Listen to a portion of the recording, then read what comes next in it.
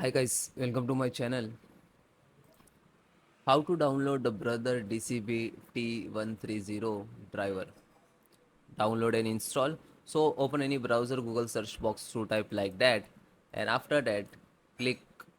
You can see this first URL is brother.in, this is official website. So click on it.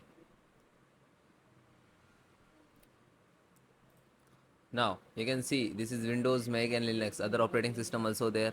So if you select the Mac, so it will come the Mac or version. If you select this and this, so Windows and select the Windows 11. And if you need the 10 and servers also there, okay, and then click to OK.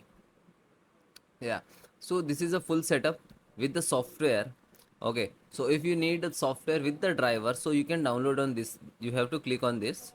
Otherwise, click on the driver and printer and scanner like for the USB. So this is a click on it, then it will start downloading. Yeah, you have to agree that download. Now you have to start the downloading. Yeah, then you can see. So it is downloaded, then click on the file locations, then right click, copy, minimize it, then right click, paste.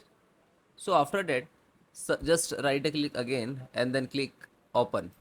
So it will create separate folder on these locations. You can see, yeah, this one.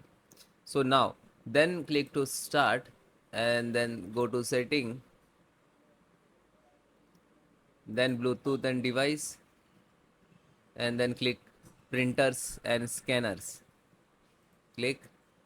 Now click on add, but after the add you will show the manual options, okay, like this, and click to download, then click on it.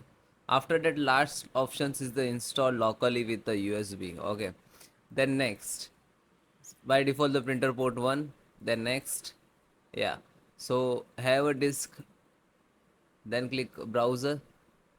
Now, which file is created early, GDI, open this and select INF. Okay, both INF, select any. Then click open and OK.